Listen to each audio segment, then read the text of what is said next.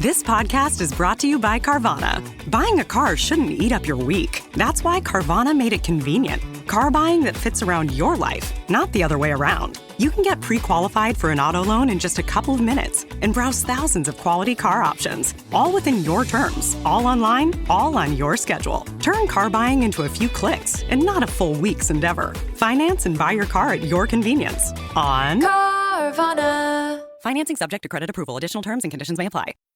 This episode is brought to you by Wayfair. Podcasts follow us everywhere. Whether you're cooking in the kitchen, chilling in the living room, or pretending to fold laundry in the bedroom. And with Wayfair, every one of those rooms can tell a story of its own. Their curated collections of furniture styles and prices make Wayfair the trusted destination to turn your home into your happy place. Shop everything home at wayfair.com with free and easy delivery straight to your door.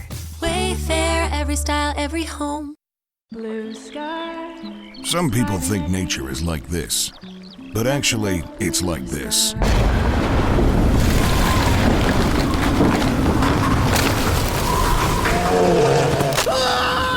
Mother Nature's not all sunshine and rainbows. Nature can be hotter than a sauna and colder than an Arctic skinny dip. That's why Columbia engineers everything we make for anything nature can throw at you. Columbia, engineered for whatever. Welcome to this week's episode of Safe Room, a horror video game podcast and proud member of Bloody Disgusting's Bloody FM podcast network. I'm your host, Jay Krieger. And I'm the other one, Neil Bolt. And this week we're joined by a very special guest, that being Jake Prudhook, the one-man development team behind Beyond Booleans. Jake is behind two of our favorite horror bites covered in the last few years here, that being the horror mystery The Anchorite and the fever dream mania that is Teeth of Glass. Both are available on itch. Jake also previously released the point-and-click horror game Obsidian in 2023. That's available on Steam, which won 3 Adventure Game Studio Awards, including Game of the Year. Along with Obsidian, Jake has 2 demos on Steam for upcoming games, one being The Tragic Loss of M. Slazak and Carnival, which is set to release next week on Monday, August 25th. So without further ado, Jake, welcome to the show. Hello. Very surreal being on here because I've listened to you guys for so long, and just I was starting to drift away in the intro, just like, oh yeah. Well, we're really so thrilled to have you on, and we've, as you know, being a listener of the show, we found your games just randomly as we do for Horror Bites. We're browsing itch, and we came across them, and your games are indicative of the types of games that we love covering on there, which are games that right from the outset, they have this very unique visual style to them, right? And we've played plenty of pixel art games before, specifically, point and click adventure, which is your bread and butter, right? That's the majority of the games that you've made. But like your flavor of horror was something that jumped out to us, and to get to go from Horror Bites to now playing and covering, as we will for next week's episode, Carnival, your up and coming game. It's been really cool just to kind of like follow your trajectory over the last few years. Oh, thank you. Yeah, it's weird to think of it as like a trajectory. It just started as started in lockdown. Just like I thought, I'll just try and do something, and yeah, it just keeps sort of getting bigger. But it's great fun. Yeah, we're super interested to learn about kind of your trajectory and pathway that led you into not only making games, but really developing that very singular sort of style that you have. Singular meaning like you taking that point and click pixel art, kind of like retro inspired style, and just like evolving and building on it. But I guess before we even get to that, how did you come to be a fan of the horror genre, games or otherwise? And has your relationship with the genre changed over time? Sort of my earliest memories of like books and films and stuff are always the ones that stick with me, of the creepy things. I mean, even down to like the Wheelers in Return to Oz, and like my dad had this collection of sci-fi and horror books from like the 60s and 70s that he gave me when I was quite young. And I mean, some of it was quite spicy, but but I can remember like reading Ray Bradbury, especially like The Small Assassin, in October country, and I was we just moved to a new house, and I was in a little weird room full of boxes, and I was like, and I could have only been about 8 or something like that. So yeah, that really really stuck with me, um, I first got into gaming when I got an Amiga when I was 10 or 11, like Amiga 500, and I remember playing like, I don't know if you know Weird Dreams. Have you ever seen Weird Dreams? It's like a really odd. Yeah, it's there's like, it's just about, it's someone's in a coma and they go through this just sort of like, again, strange environment. Like there's a giant wasp in a fairground and they have to throw like candy floss at it, and there's a little girl bouncing a ball which then turns into like a big mouth, and you have to make sure it eats the girl rather than yourself and stuff like that. I definitely remember that front cover for it in magazines. Yeah. That's for sure.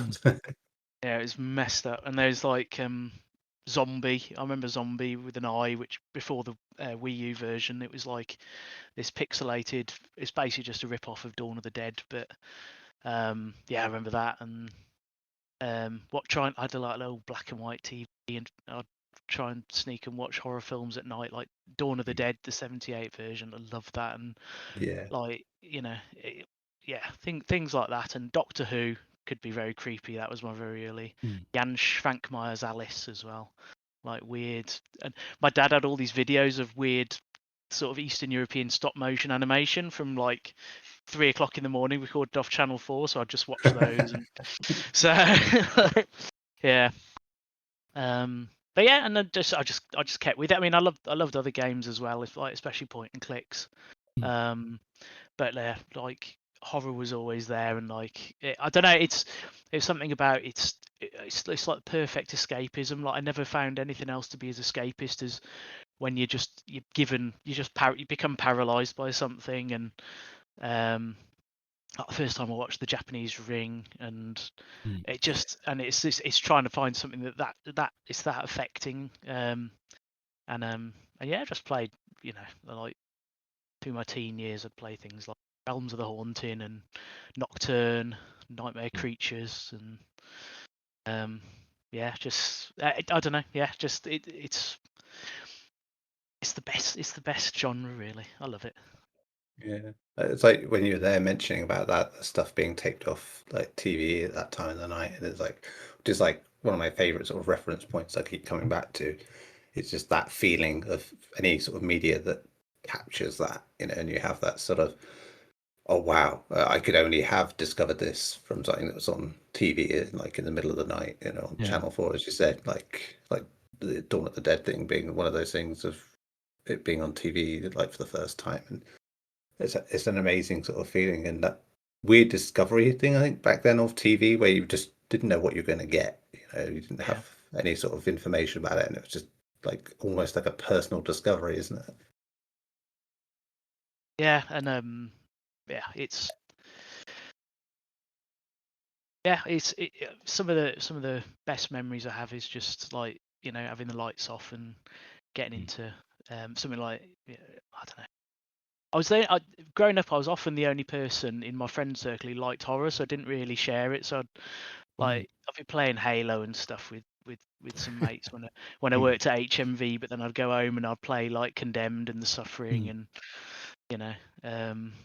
just even stuff like I'd seek out like stuff which is a bit horror adjacent, like Thief 3 with Shalebridge Cradle level. Go into like this asylum and all these ghosts. I just try and find the creepiest bits. I did get them to play Left 4 Dead, but it didn't stick. So. Man, your adolescent relationship with horror rivals mine in a big way, because I was the one in the friend group that always wanted to try to get a horror game going. And much like you just said with Left 4 Dead, that was the one that was like an easy sell. And when we covered the game in the last year or two for one of the anniversaries, we were talking about like the simplicity of that game makes it very approachable for people, even if they don't necessarily like horror.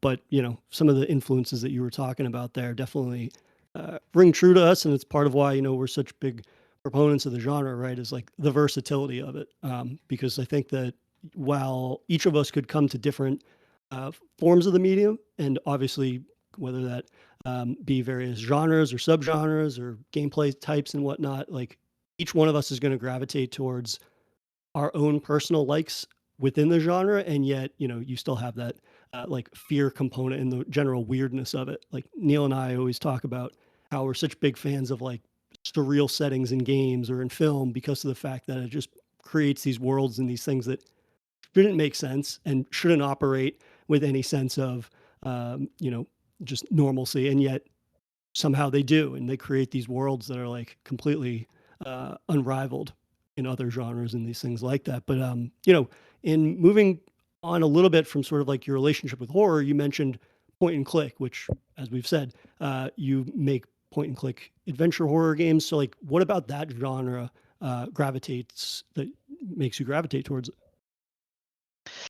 Um, well, I think it was one of the earliest things that hooked me into gaming. And I remember I got left as you do when you're a kid.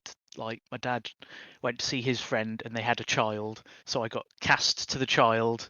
I was just like, I was like, I don't know who this guy is, but he had like an Amiga 1200, and I was like, oh, look at that, the big, nice big monitor, and he had a Monkey Island 2, and we just sat and played through that. He knew how to complete it, and we just played through the whole game, start to finish. And I never saw him again.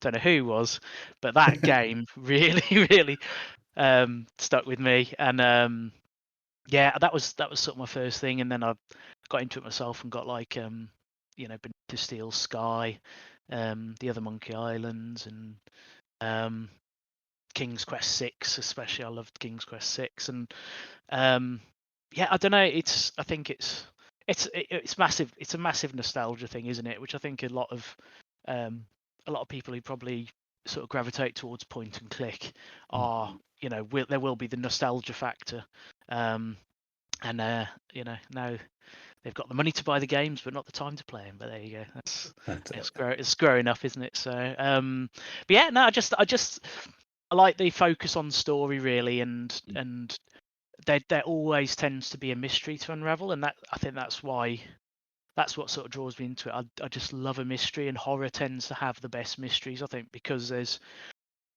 so much, like a standard murder mystery. Oh, it's a person who did it.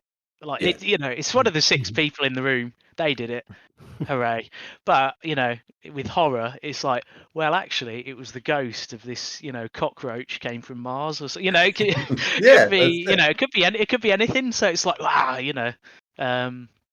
and yeah, that's why I love point and clicks. You're just trying to get to the bottom of the story, and you have to do these little puzzles to get. I must admit, I'm not very good at the puzzles as well. So like the amount of times that I love them, but yeah, I don't know. It's sometimes a bit difficult for me, but yeah, that was it. It's just that mixture of sort of narrative, and I just love pixel art, and yeah, and I was so sad when Monkey Island. Actually, Curse of Monkey Island is pretty good, but when it went into like 3D, I never liked the leap into 3D with every game, and that was the new thing. And I just yeah, it didn't do it for me. So yeah, I was happy when like later, like I was playing games like the Last Door series, and the Chazone Mythos games by Yahtzee, and they just focus on the story and this lovely pixel art, really basic, but there's something just really beautiful about it. And it's like doing the most you can with the limitations at the time. But I think it also has, I don't know. Yeah, I don't know why it appeals to me so much, but it just does. So. I mean, it was pretty clear that you had a crash course in what are considered largely like the best point and click adventure games. It sounds like growing up and playing those. But to your point, like the emphasis on storytelling, but also I think something that Neil and I seemingly have been on like a point and click adventure game kick for the last month or more. There's something about that nostalgia factor that you mentioned, right? And I think that that's obviously clearly like an influence on your games, going for that like retro pixel art graphical style. And that's an art style that we not only really appreciate, but to your credit, like in your game, something that we both have praised them. And, when we talk about Carnival, we'll chat a little bit more about it, but like the close-ups that you do for the character art, like, and placing not only more emphasis on certain characters, I think, but also just like those moments of them being like right in your face, like those are the moments where you kind of like get a better sense of those characters and whatnot, which is just really, really cool to see. I guess, yeah, how did you go from having this love of, games and horror and then find yourself developing games? Um, well, when I was young, I always wanted to make a game, and like I had like there was an art program on the Amiga called Amos, which is what I named Amos from the Anchorite after.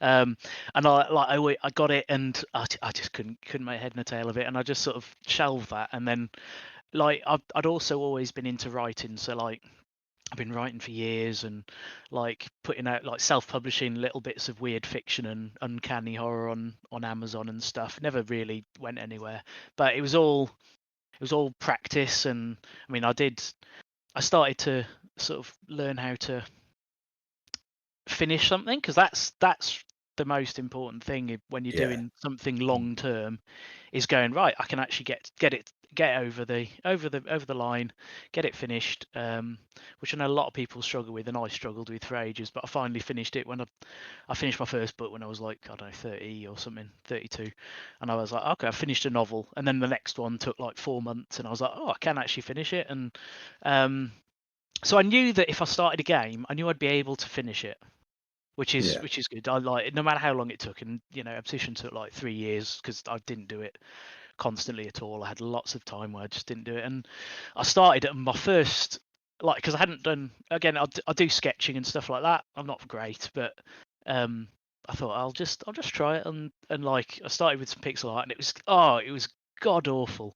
It was really bad. I was just like smearing lines and just like smudging it all around and going, does that look like a shadow?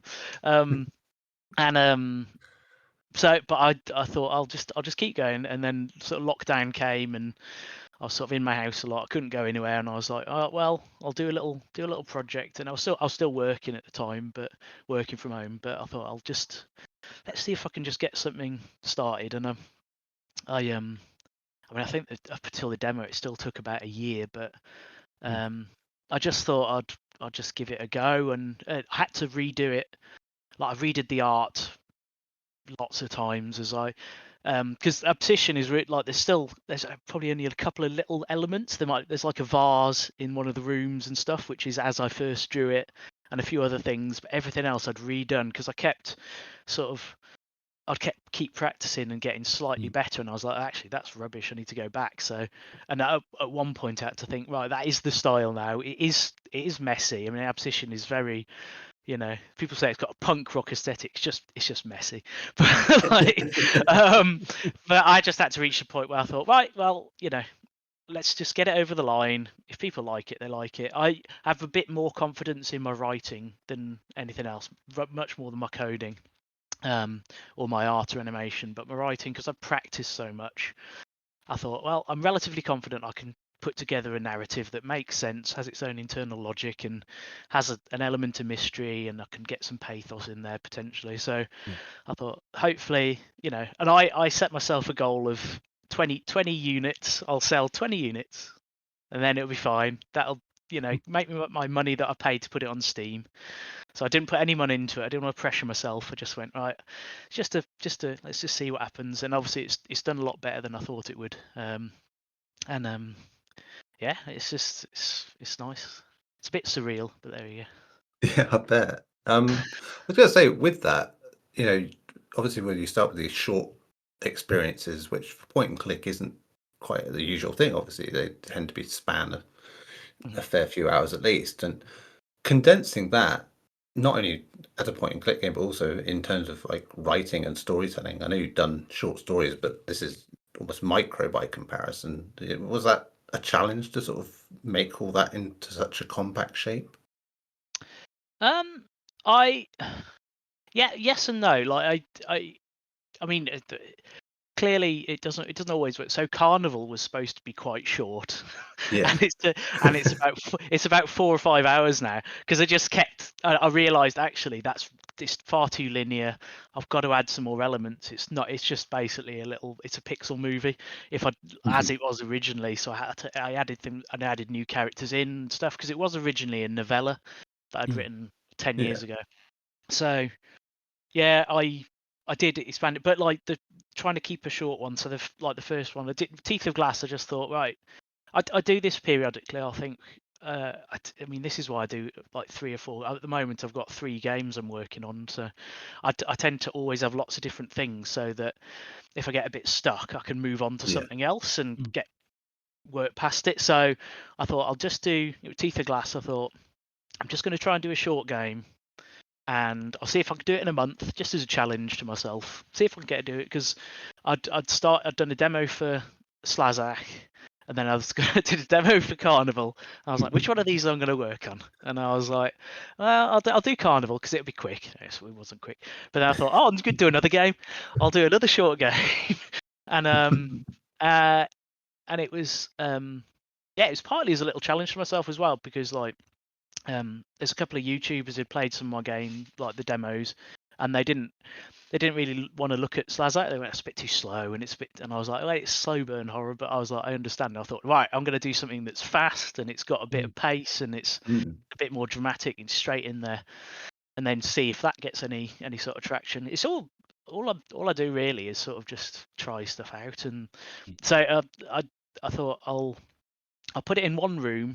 So that that'll set me a little constraint, and what can I do with that? And I thought, well, obviously he'd have to be trapped in the room then. So why is he trapped in the room? And it just sort of came from there. And then and then there's this the character in the sort of the antagonist in the story is someone that me and a friend of mine have been talking about for years, and I thought I'll pop him in, and it weaves into the other stories and stuff like that. So I thought we'll just have a little snapshot here, and so it'll just be and it won't be like necessarily, because like, obviously there is a couple of endings, but they're not really closed, and I clearly say at the end, this isn't the end.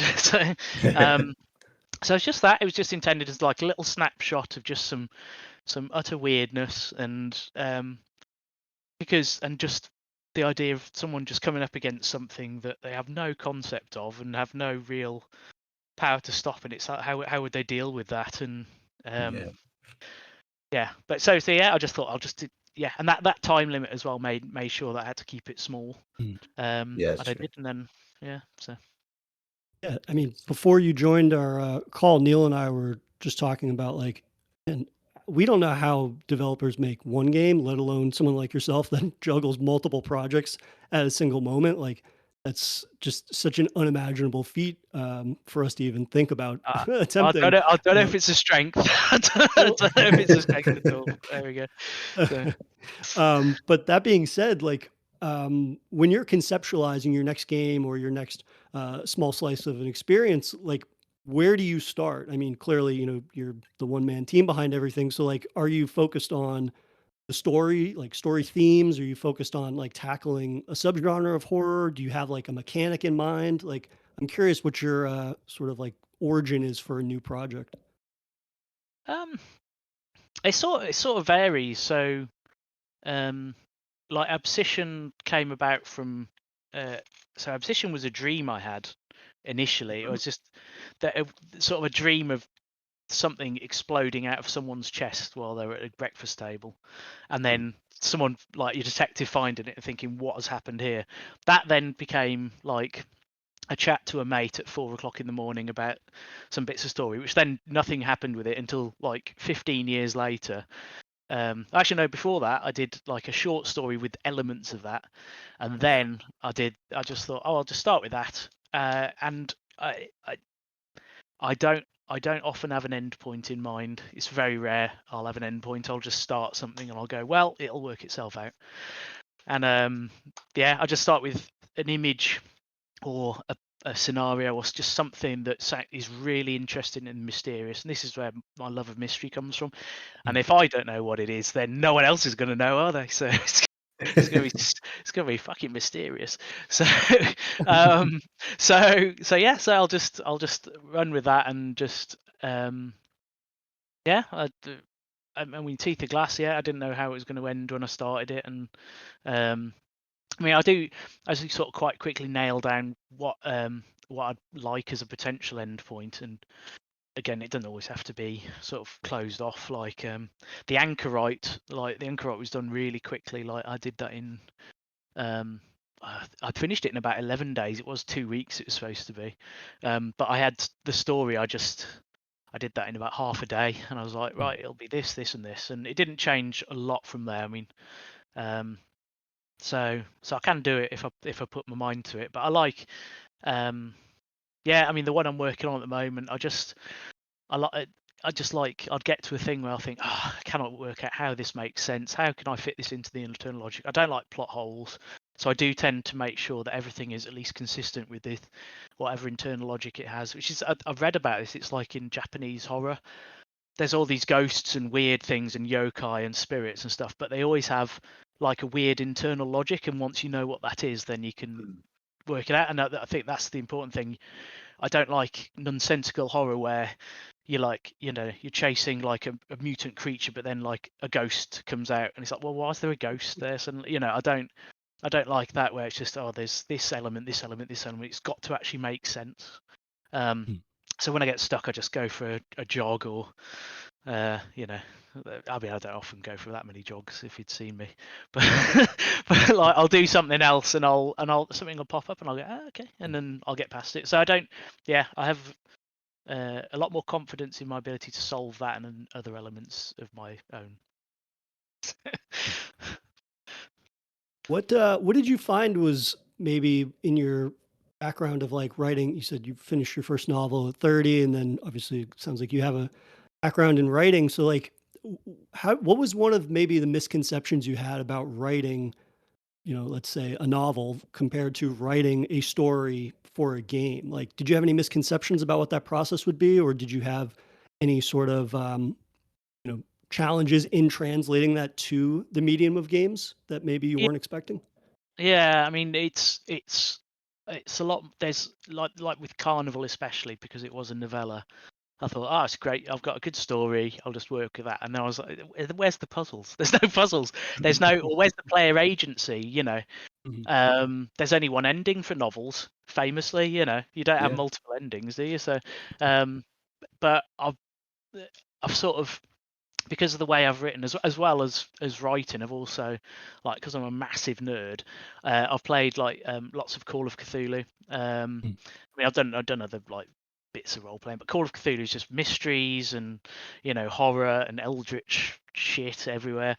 And I started writing some of those which I'd run for my friends, and I wrote a massive one, and that obviously has to have a lot of player agency and a lot of what if they do this, and that was really good practice, which I didn't know at the time. So just lots of things throughout my life have sort of helped make the process easier. And I also did like a choose your own adventure Japanese horror paperback thing, just like the old ones you had when I was a kid, but like this is just Japanese ghosts and things like that. And that was really good practice as well with regards to working out the branching narratives and things like that.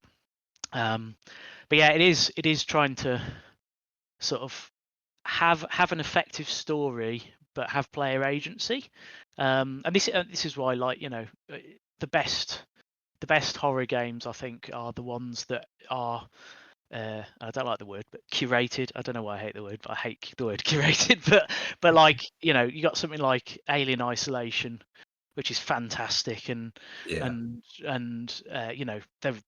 it's relatively, it's very linear. You do this, you do this, you do this, and then you have the AI sort of throwing a wrench in the works. But as opposed to something that's completely open world where they maybe like generate little quests or something like that, and it's as much as I like playing things like Oblivion and the Elder Scrolls games, there is an element of, it's just very disparate, and the drama doesn't rise at the right thing, and it's like, to have slow burn horror especially, you've got to like slowly wrench it, let it go up, but you can't be just like going up and down and up and down and up and down. I don't really do jump scares. I mean, it's hard to do a jump scare in a point and click anyway.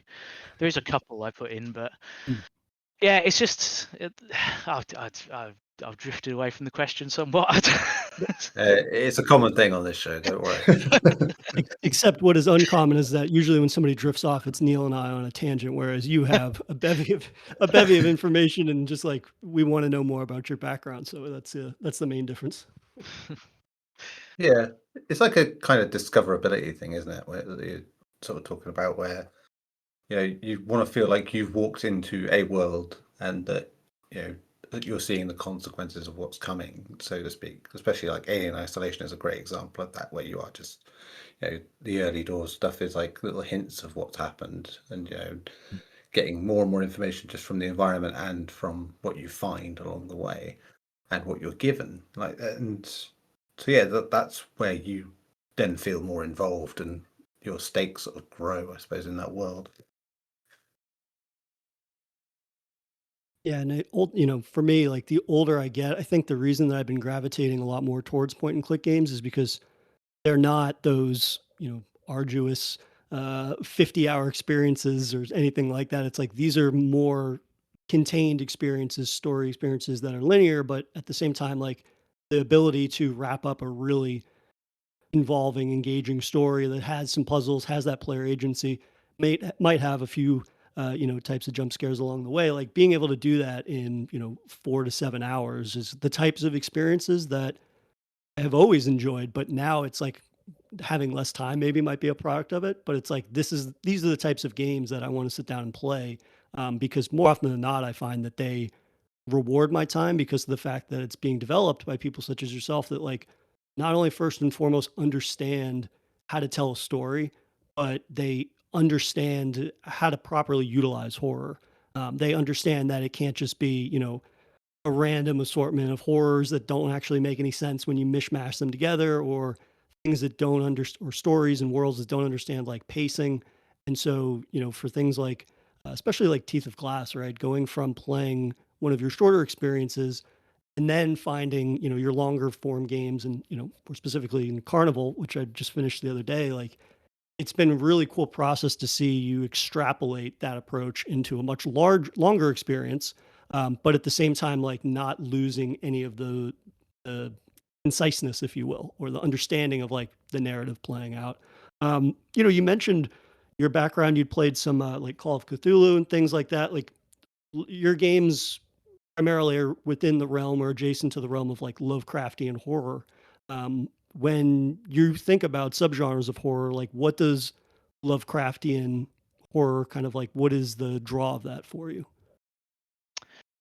um, I think it's like the powerlessness that you have, and it's this feeling of you to get a sense of victory ha, has to really you have to really see whatever happens as a victory. Like it's not like you know you attack something and it's dead and then you've won or something like that. Yeah. It's really there's and it's part of there's something, it's just, and it's the mystery as well, it's the mystery and um these sort of like unknowable forces, and it's like not only do you not know how to defeat it, but you don't even know what it is. You might never know what it is. The goal might just be to survive, and it's this touching. It's like sitting out in a storm.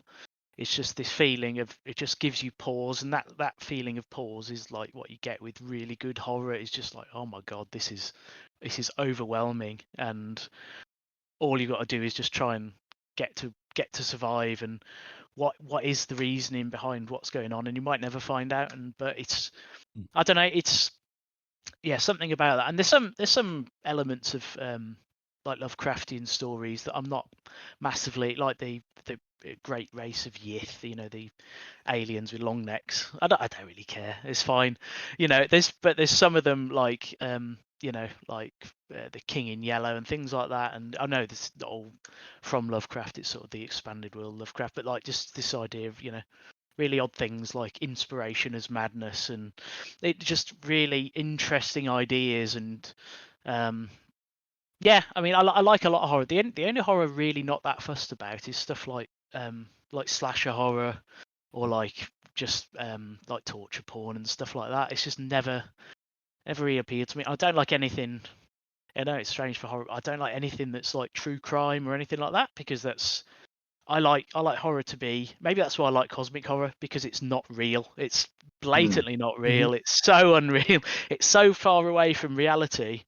Because reading about serial killers and stuff, it just depresses me. Like it's sadness rather than excitement. So I've always been kind of perplexed by that.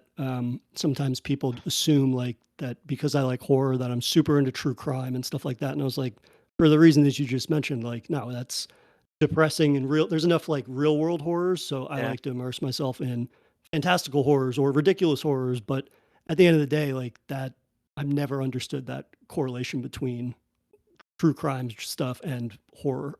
But that's a conversation for another day, I guess. But I think like the thing that you said that resonates the most with me, and it's something that Neil and I have talked about on the show at length when talking about cosmic horror specifically, but also by nature Lovecraftian horror, is the fact that it's what works for us in terms of stories that really capitalize on that subgenre are the ones that dabble in the unknown, right? And it's not overly concerned with like tentacle monsters and all these crazy things. It's kind of like the surface level examination of what that genre is capable of. And I would say like with Carnival, that's more of folk horror. And I think that was great to see you kind of like transition into folk horror, but parts of folk horror, I think are adjacent to the Lovecraftian influence and things like that.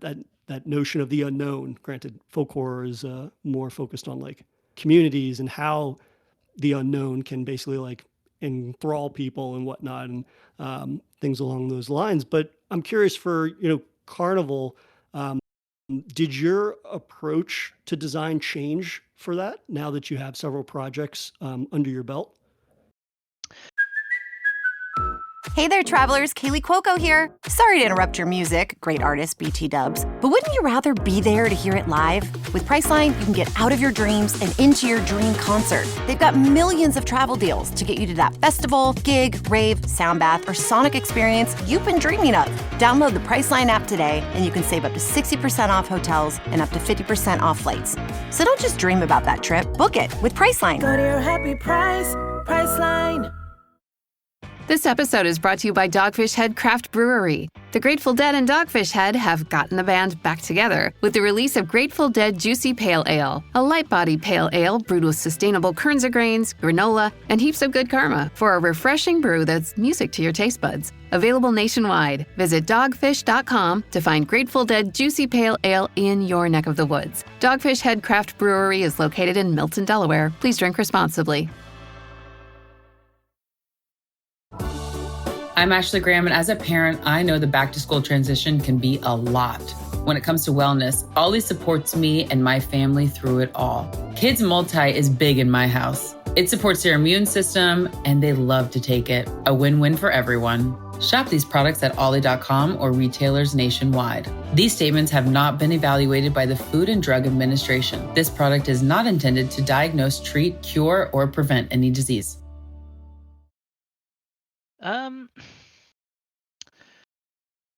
Yeah, I mean, I thought I could judge. Oh, actually, I know how long this will take now, and I was still wrong because originally Carnival wasn't going to have any close-ups at all.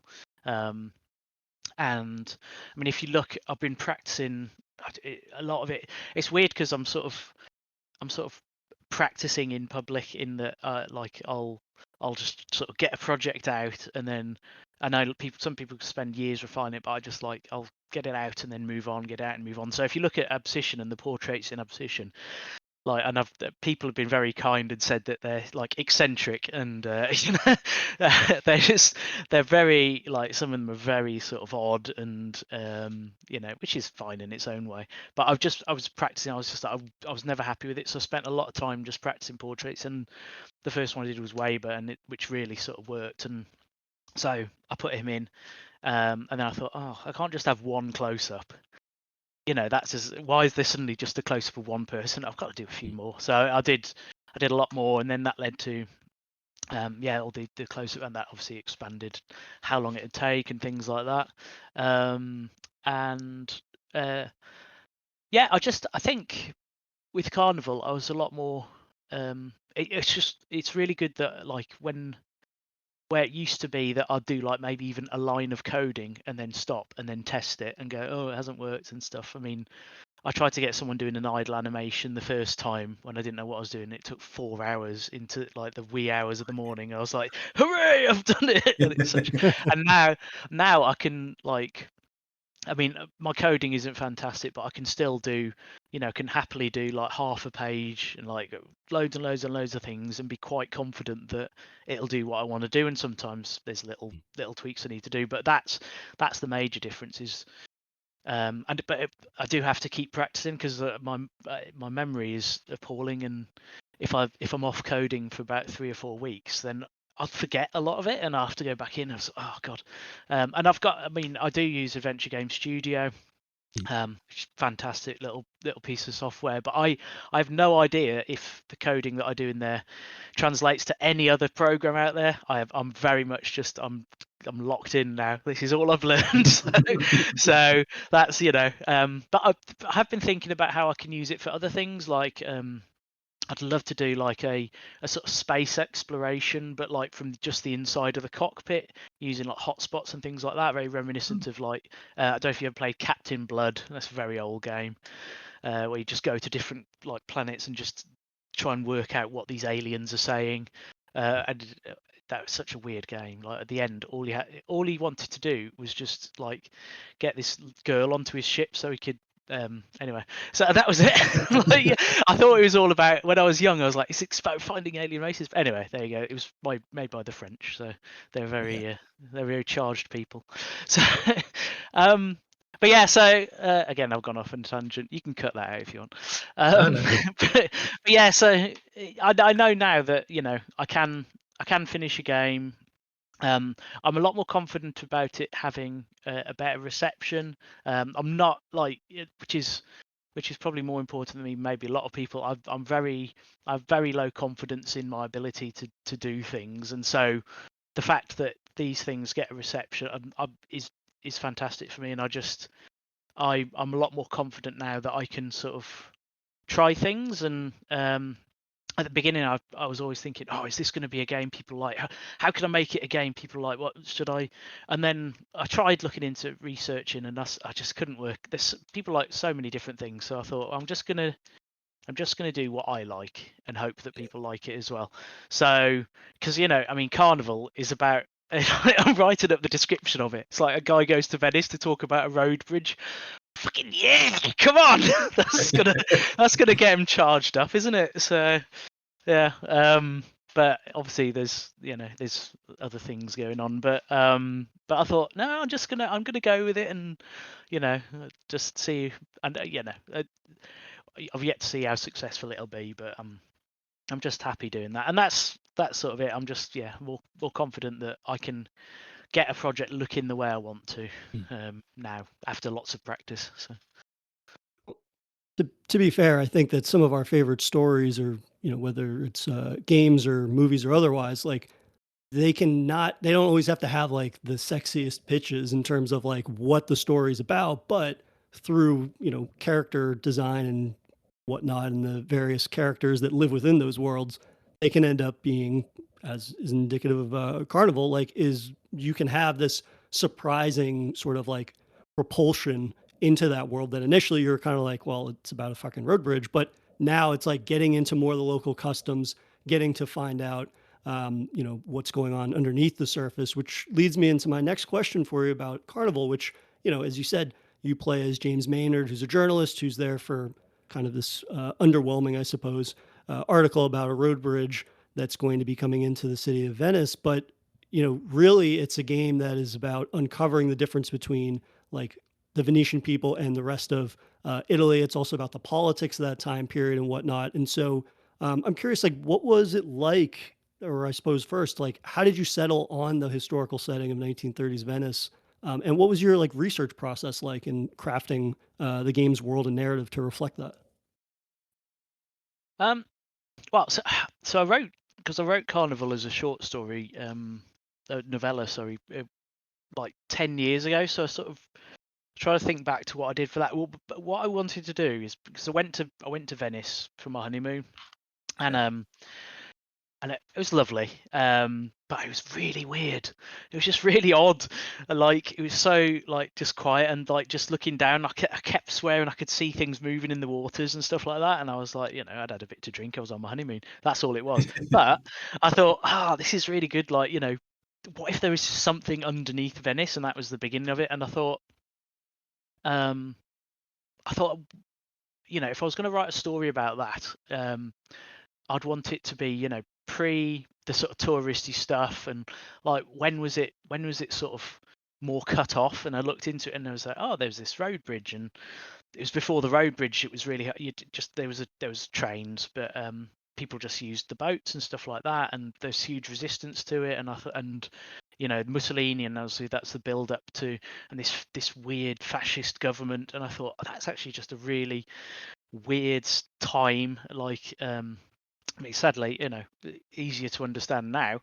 But back then, I was just like, this is such a, yeah, that would make it even odder. And it just sort of came from there. And then, because Carnival, I like having areas of grey within a story. In that, in Carnival, these Venetians, with, they've got their own secrets and things, but they're also, they hate the fascist government, and they, so it's like, you can't really pick a side there, can you? Or like, why would you want to pick a side? You might, and you can talk, and you get, in my game you get to talk to a fascist. I thought, is this going to get me cancelled? It's like, I don't paint him as a nice guy though, but I just, it's like, so these grey areas are very important to me. And in Abscission, like, there's grey areas there. It's not just there's a big bad and you got to get it and stuff like that.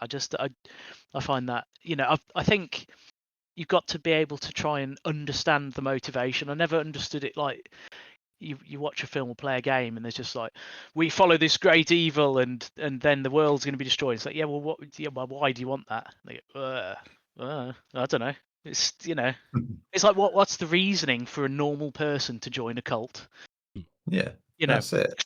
There'd be a feeling of powerlessness. There'd be a feeling of getting something or making something better. But like, generally, people just want like shelter and love and food. And so, how does that tie into it? And so, I try and add a bit of complexity. I mean, I don't know if I succeed, but I try to, make stories more sort of human, I suppose, if I can. And I think you've got that dynamic down really well, actually, in Carnival, where you've invoked that sort of folk horror thing of coming to a place that's cut off effectively and its own little island, and they do things a certain way. And very early on, there's that conversation, and it's about the idea of him living there all his life, and he doesn't see why anything else would be as good as being here, and like being this whole thing of like local pride and fear of changing times, and with that historical backdrop as well, that makes that more impactful. So it's one of the really good things you do in terms of making it feel very folk horror in a city, which is mostly about woodlands and things like that. When you think about a lot of that genre, which you do of course reference, with the German man's remark about Venice being like a forest, and how it's designed and how it works. And I was like, that really makes sense in terms of that. And when you were saying about your inspiration for it, with like thinking you can see things in the water and that, it's that whole mixture of like a city and it being its own little thing, despite having being a city, is quite fascinating that you managed to do that. Yeah, I have to say that aspect of having the game, not be the typical thing of like you're a stranger in a strange land who's stranded in that strange land, right? You even get to a point in Carnival where you have the option of staying or leaving. Now, I only know the one outcome because I chose to stay. I wanted to further find the mystery, but like more importantly, that's not until far into the game. And so I liked the fact that I was in a place that, like, culturally is kind of like a little chaotic in terms of like what's going on with the government, the fact that you have the old world meeting modernization and whatnot, and those sort of like animosity that grows naturally because of that. And it felt like a place that was not artificially constructed to be like artificially chaotic, right? It feels like it's naturally chaotic because of all these changes that are happening, but that's the perfect setting for folk horror, and the fact that it's like, yeah, why wouldn't some people be able to overlook certain things or not notice certain things? And it's like, well, everything around us is changing and people are arguing about politics. They're arguing about their way of life and these things. So the ability to do that for the carnival was like really great to see, coming from some of your smaller experiences and whatnot. But I think also for me, what I really liked about Carnival was that, in terms of your art, you were drawing from some real world locations as well. Like, what was it like kind of taking the real world setting of Venice and drawing inspiration from it, but then also crafting these more horror centric or horror themed environments? Yeah, it was fun because I mean, I didn't use any of my own photos, but I I used locations that I'd visited myself, and that made it. Yeah, it's like the Rialto Bridge. I mean, you don't see the Rialto Bridge for long in this, but like I love the Rialto Bridge, and it was just I wanted to. Yeah, I don't. I guess it's sort of similar to that. Some elements, or not all elements, but some elements of Midsummer in that it's beautiful. Like it is, it's a beautiful place, and it's like, well, of course, why wouldn't people want to sort of sustain that and keep it as it is and things like that? So like no one's. Why would you defend like a decrepit, rundown castle and go, ah, it's the best thing ever. Let's fight for this. It's like, yeah, let's show what this beauty is. Let's show what the Venetians are sort of are fighting for, and let's just really, yeah, admire the architecture. And again, as I said, as I put as a disclaimer at the end, Venice is not a hotbed of horror. It's lovely, it is very much fiction.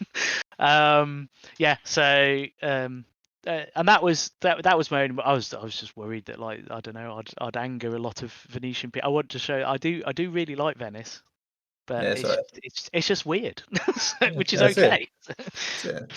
I'm sure they got over "Don't Look Now," so you'll be fine. So Yeah. it'll be all right. That's it. I was going to ask you about this with the game. Obviously it's very text heavy, but your use of sound in it, with especially the liquid sounds, in terms of like where it be the lapping of water, or like early on you have like the munching on meat and seeing the little dribble come out of the mouth and stuff like that. So was that sort of intentional to just sort of make almost like the soundtrack of the game in the background be like these liquid style sounds? Yeah, I mean, it's the idea, like, the food and things like that, and if Carnival is about farewell to the flesh and like not eating meat for Lent and stuff like that, and so and I also quite like body horror, in that it just it repulses me, but in like a very, I don't enjoy it, and it's like, oh, I'm gonna see more of that, but like something like watching Society or something like Yes. that, and just the sound, and it's just like, oh god.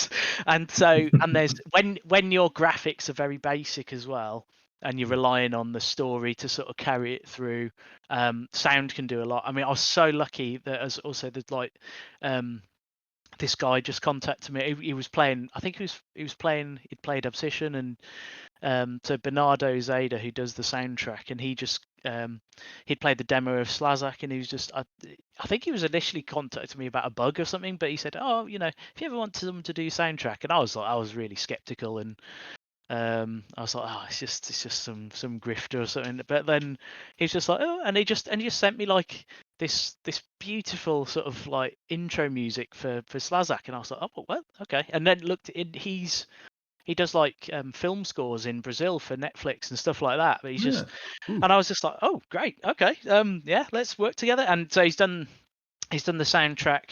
I think the version you've played is still going to have a couple of stand-in tracks, but that's going to be sort of cleared up this week. But yeah, he's just done the soundtrack from scratch, and it's so good, and it's so atmospheric, and yeah, so sound just plays. So it's really important for me to try, and he's helped a lot with the sound effects as well, in getting sort of better quality ones and stuff. So yeah, a lot of the sound is down to him, and he played through the game and he said, I suggest, sounds here and here and putting stuff in. And he's been a fantastic help with really getting the atmosphere on point. So I'm glad that we were able to give him a shout out, because that was one of the aspects that I think really sort of like naturally elevated the folk horror aspect here, right? Is that when the music kicks in the review copies that we have, like it really does a good job of capturing that sort of like sleepy mysticism that's always working in the background, right? The thing that's pulling the strings for the horrors that are unfolding, even if we don't know what that is going to look like by the end of the experience, we know, we get the sense that something is there and something is working in behind the scenes, that lingering sense of dread. So yeah, the score here was really, really terrific in kind of like further building that world along.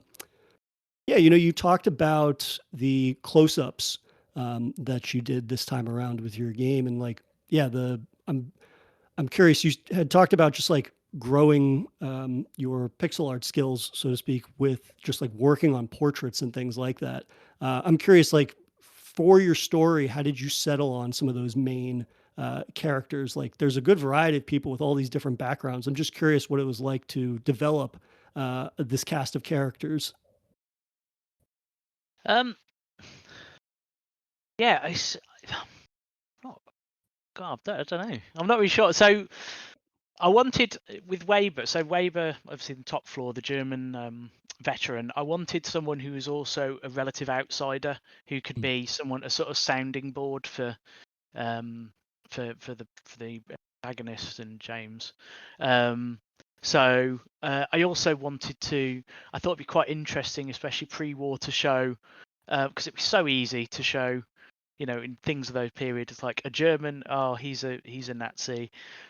They're all evil and stuff like that. It's like, well, no, this is a guy who fought in the First World War, and he's after the war, and a lot of people who fought in the war didn't want to fight in wars, and we know this. So I just thought that'd be an interesting dynamic. So I'll put him in, and as a German who's sort of resistant to the other powers. So there was him. So some of the new characters, like in the novella, there were some characters that were in there, like Enzo wasn't in there, Dante wasn't in there.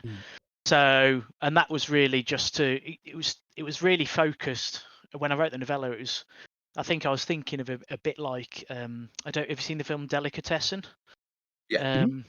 So just in a little building, just the little interplay between the people. I mean, Delicatessen's a masterpiece. It's nothing like that, but I wanted a little. It was very much more contained, and then you sort of learned about the relationship with Roberto and Isabella, and yeah. And again, I thought it'd be interesting to have like intergenerational sort of conflict to make that a little bit more spicy, and then yeah, with Dante, it was just really, I thought it'd be nice to see. Again, what was the thinking at the time? Like, how did fascism sort of develop? I mean, this, I just thought that'd be interesting, and I ran with that. And then again, Enzo, I thought it'd be good to see someone who, because everything on the surface is very, it's beautiful, and there's little hints here and there of like this horror ramping up, and then there's just a guy who's he's seen beyond the veil and he knows what's going on, but it's just too much. So I thought it'd be like a little snapshot of what potentially would happen to James in the future.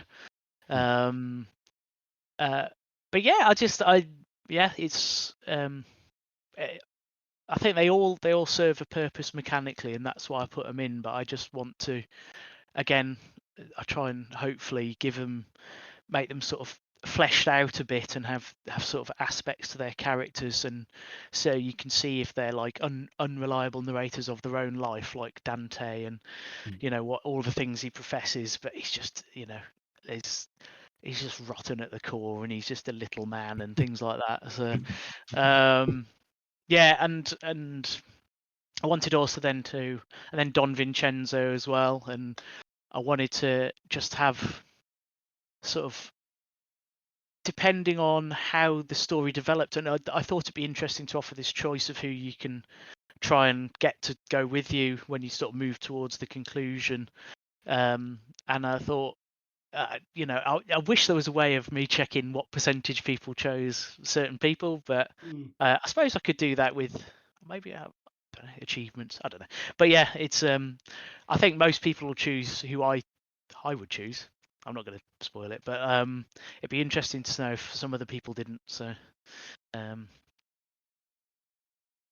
That leads me into a question that I was just thinking about in finishing the game. Like, what is it like to write a narrative, but then to have these branching paths and including like giving players choice in how they want to see the story play out? Like, obviously, when you come from a writing background and like a novel or novella background, it's the type of thing where it's like, yeah, I have my ending in mind, right? It's a novel. There's going to be one ending, but in games, having the freedom to explore multiple outcomes, um, does that have any like effect on your creative process when you're coming up with a narrative? Like, how did you, I suppose, settle upon the decision to have multiple branching pathways for your games?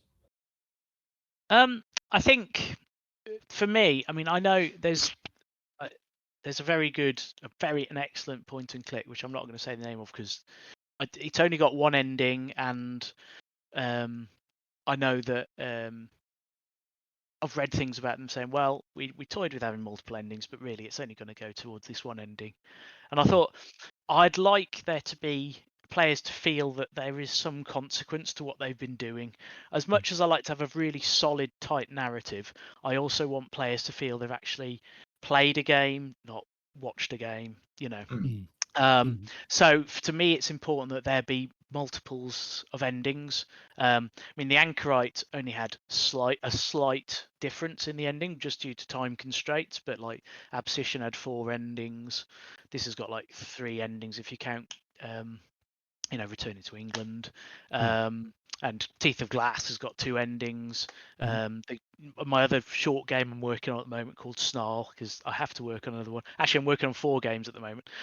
There's another one, but anyway, but Snarl has got 2 endings because I think there can't only be a good ending because there has to be a level of risk. There has to be a level of getting decisions wrong leads to something, or not being able. They can't be, if you can only have victory, then they're not really these otherworldly, omnipotent powers, that you're trying to escape from.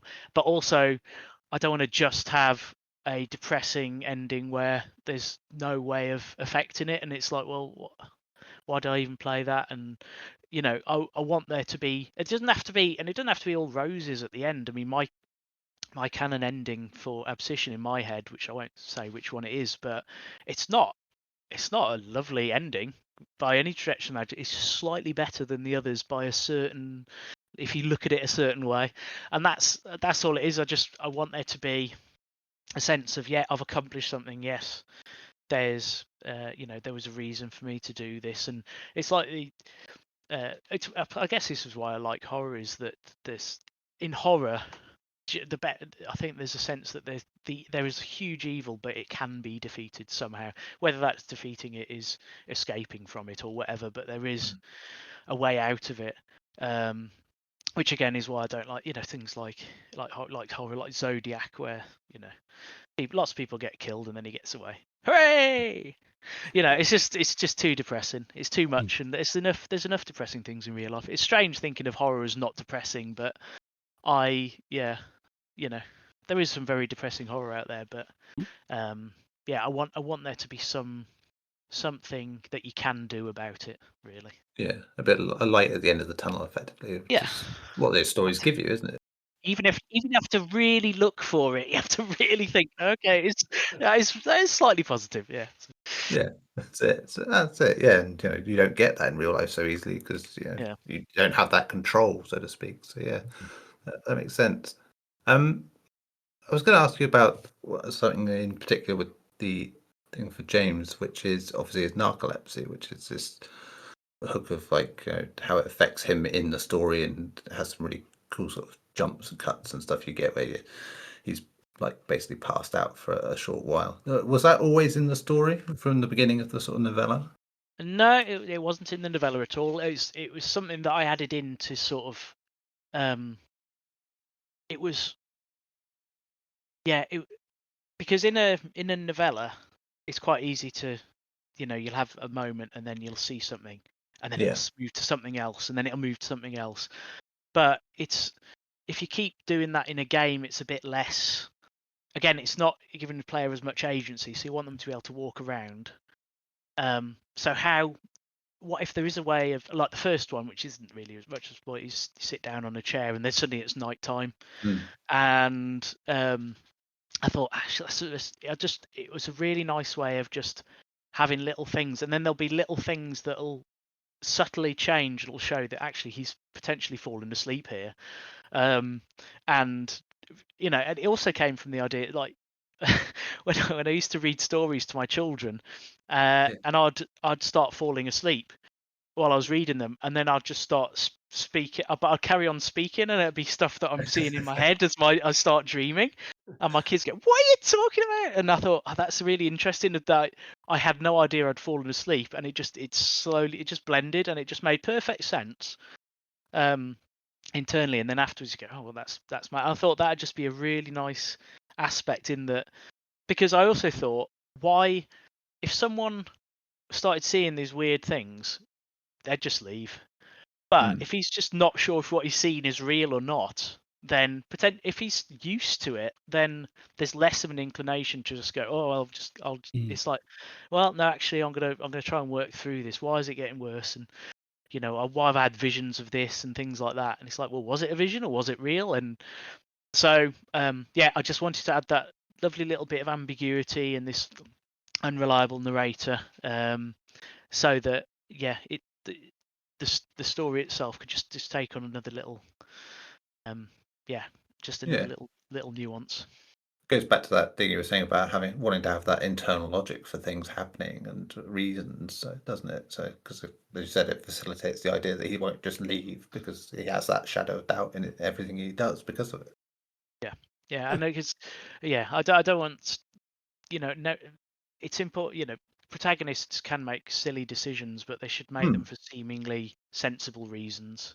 Not just like, "Oh, I'm gonna keep staying here for no reason." Well, Yeah, it also adds an aspect of what are some of my favorite cosmic, or in this case folk horror stories, which is like the notion of an unreliable narrator, right? And so that, I think, for me, was one of those aspects that, while I'm not under the impression that at any point our protagonist here was like in on what was happening, but I like the fact that it's like a further distortion of our perception of what's happening, these time jumps and whatnot. And like Neil said, there's a couple of really cool moments where you're having a conversation with somebody, you're like just on the cusp maybe of having an understanding about new facet of the mystery, and then it cuts to 5 hours later, the sunset, and there's a waiter telling you like, "Sir, it's time to go. Like, you need to wrap up." And you're like, "Oh, I've been sitting here for hours." Like those moments. And I guess it's something that I like about your game specifically, is that you've captured like these cinematic moments that we've seen in film, and you've applied that same sort of moments to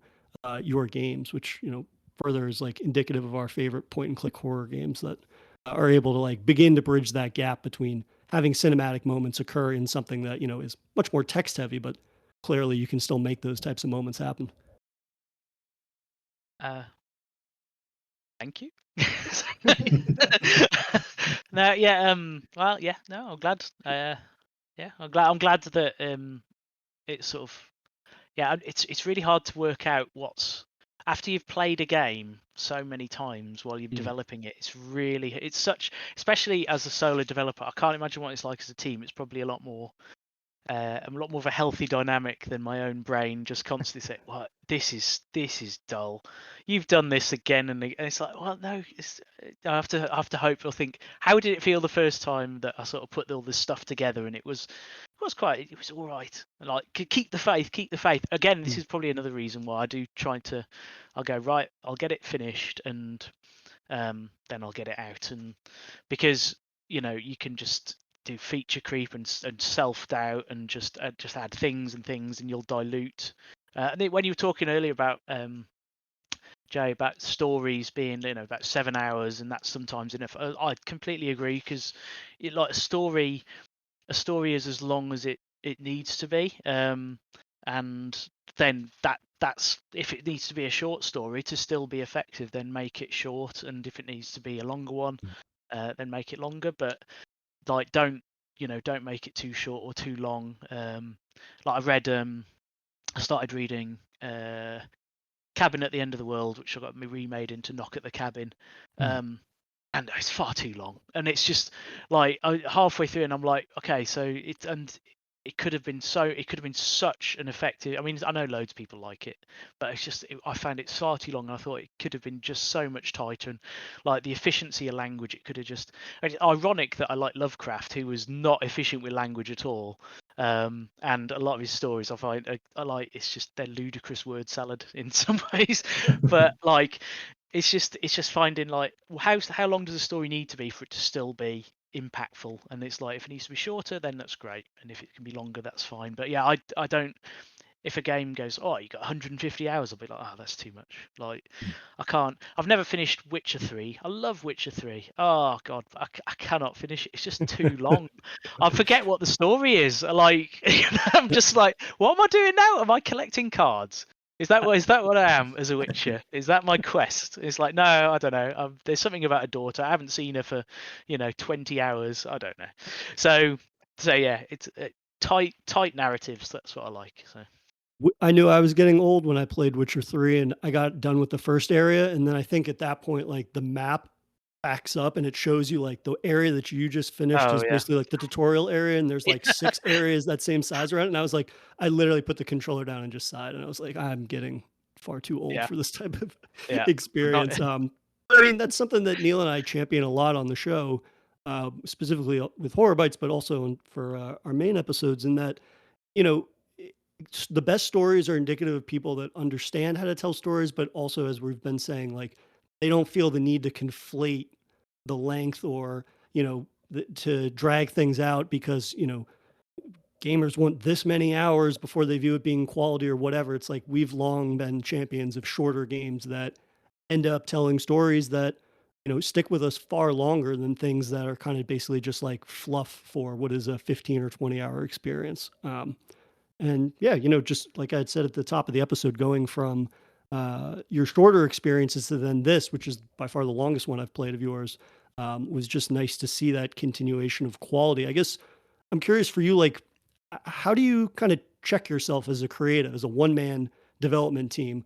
Do you kind of like look to close friends for like feedback? Obviously, you said you shared a build with the composer to get notes and things like that, but you yourself, when you're kind of like sitting down to make a game, like how do you make sure that you're not like indulging every single idea you have? Because that could be, a never ending process for someone as creative as yourself, I'm sure. I find it really hard. So when like my main fear when I said I'd do this interview is just talking about my games, because I think I'm doing all right. I'm just trying to just push through, but like I find talking about my own ideas, because they like been running around my head, and like I like to be considered in how I get the stories out and when I'm writing it, but when I'm talking about it, I feel that they sound awful, so I don't tend to bounce ideas off. I've got like a close friend who I do talk to about some ideas, and I'll say, is this good? And he'll give you some ideas, and I don't mind that. But I've also found in the past, especially when I was writing, that I'd give I think when you're writing, you've got to find the right friends. They've got to be into the genre. Like I gave my novel to someone who's hugely intelligent but just hates science fiction. And I gave her a science fiction novel, so she went, well, it's cheesy. And I was thinking, and like she was going, oh, don't like this and don't like it. And it's like, she doesn't like science fiction, so why would she enjoy it? So it's about finding the right people. There's a game developer, fantastic game developer called Laura Hunt, who did If on a Winter's Night for Travelers, and which is also done in AGS. And yeah, she was really good. She was very strict with her criticisms and stuff, and like, and I had to just think, well, okay, that's fine, and not just go, why? But like, she gave me some like, because again, I'm not I'm not massively confident in anything I do, so I have to be very brave in. And I had a lot of testers this time as well. As well as Laura, that I just went into a point and click group in Facebook, because obviously point and click fans are old, and so went into Facebook and it just said, "Hey, does anyone want to test the game?" And I got a few people, so I've had a few testers on this game. And they've found lots of little, and some, there's some good ideas, and some of them I've used and some of them I haven't, and but that was much better on this. I wish I'd done a bigger round of testing on Abscission, but again, I suppose that's where I was at the time. Is it was my first game. I had no idea what it would do. I was just doing it as just to get to make something, just because I just like making things. I like write stories or whatever. I just want to make something. So that's where I was now. But now I've got to, I mean, the next thing, it's just all steps, and the next thing I've got to think about with future games is potentially voice acting, which opens up a whole new can of worms. So I'm staving that off. I've got like a game in mind that I might try with that. But yeah, I want to cut my teeth on everything else, get everything else, so that I know what I'm doing until I get to that stage, because it'd be very easy. I just if I get a game that's panned, and then that's it. Booleans is dead. So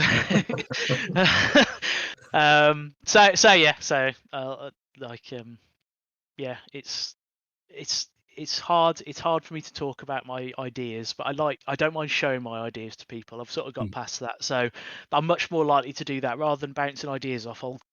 I'll make part of the game, and I'll go, right, you have that, and then I'll close the door, and then I'll run away, and then I'll see what they say afterwards. Well, you kind of answered one of my last questions for you, which was like, what does the future of Beyond Booleans look like? But it sounds like, making some or adding some features like voice acting and things like that. That seems like a natural next step potentially. Yeah, I don't know when that'll be. I've got so many games I want to make. I just so yeah. I don't think I'm never gonna run out of ideas, for good or bad. But it's just finding the time to do it, and also I don't want my games to get so complex that, because it's not my full-time job. I have a full-time job, like outside of this, so this is very much just extra. So I've got to, and also I'm a father, so I've got to balance all of that and make sure that I'm putting as much attention on the rest of my life as I am on this stuff that I'm making. So it's I'm not gonna. It's about not making my projects too overwhelming that I can't finish them. I've got to be able to finish them.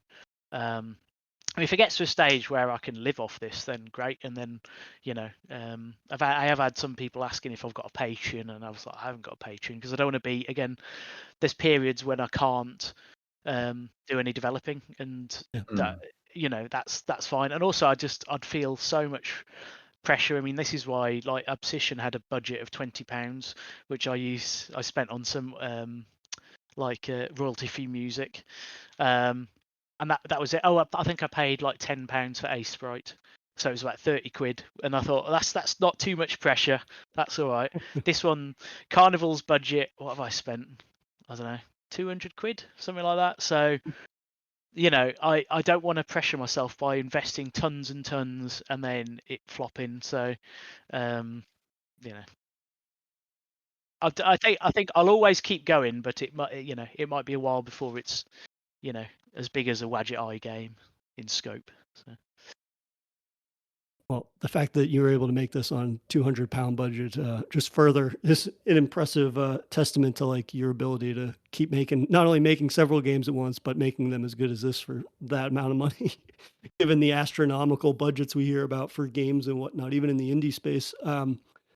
Last but not least, before we let you, plug Carnival and some of your socials, you mentioned Snarl, which was a horror short that you were developing, and you blogged about it earlier this summer. I guess for our own curiosity, do you have a release date in mind for that, or?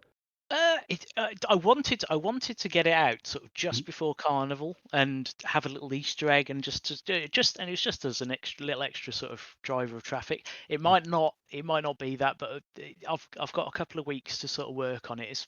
It's about 80 to 85% done.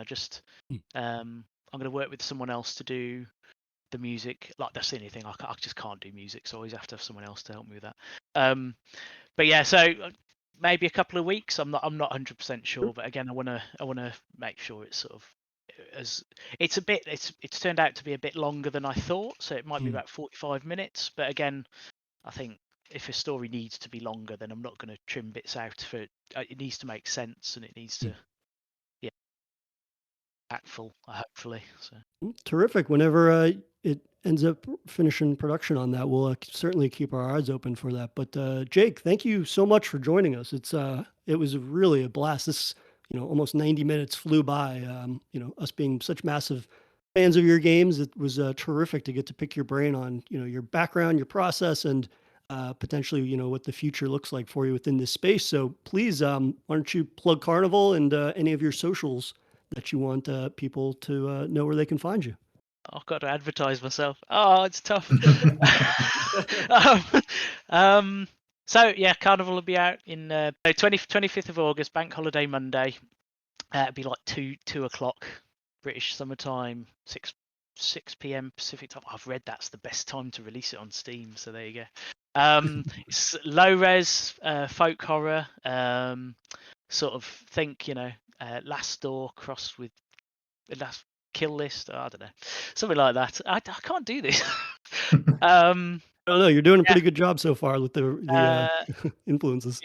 Yeah, slow burn horror. Interesting relationships with NPCs that you can develop. Beautiful soundtrack from like Bernardo Ozeda, and really wonderful. And just if you play it, please just review it, because reviews are really important, especially for indie devs like myself. Reviews are gold dust. It's so hard to get, and it really helps with visibility. And I say, the more, if you like my games, just keep supporting them with reviews and stuff like that, and then maybe one day I can do this full time, and then I'll be getting out like probably 10 games a year. There you go. So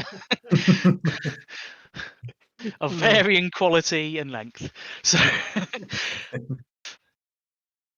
my socials, I do some posting on the weird space that is X, and on Much Better Blue Sky, and on Facebook a little bit as well. And I've got a website, beyondbooleans.com, and happy to answer all emails or questions. Message me, email me, anything you want to know, and I'll chat about it. Also, if you want to start making games yourself and you don't know where to begin, I was very much a complete novice when I started. I just taught myself coding, taught myself animation. You can do it, you can get it done. So just contact me, I'll give you a little pep talk. There you go. So I can't big up myself, but I can big up you. So there you go. Terrific. And for people that want to check out Jake's games, be sure to check out either itch.io or Steam, and his games are under Beyond Booleans. Thank you again so much. This was a pleasure. Oh, thank you very much for having me. It's I can't believe I was listening to you interview like the creative director of Frictional Games, and then me. So no, thank you very much. It's been fantastic. Thank you for listening to another episode of Safe Room. If you enjoy the show, please rate us on iTunes and follow us on Twitter and Blue Sky at Safe Room Pod for show updates. As always, our main episodes of Safe Room drop every Monday, but our bite-sized episodes of Horror Bites, our indie horror showcase, drop every Thursday. You can follow the Horror Bites Twitter account at horrorbites_SR. You can join our Discord channel, Safe Room Podcast, to chat with us and other horror fans about the genre we all love. And finally, you can send emails to saferoompod@gmail.com if you'd like to share your thoughts on a game we have or are going to cover. Thanks again for listening, and we'll see you guys next week.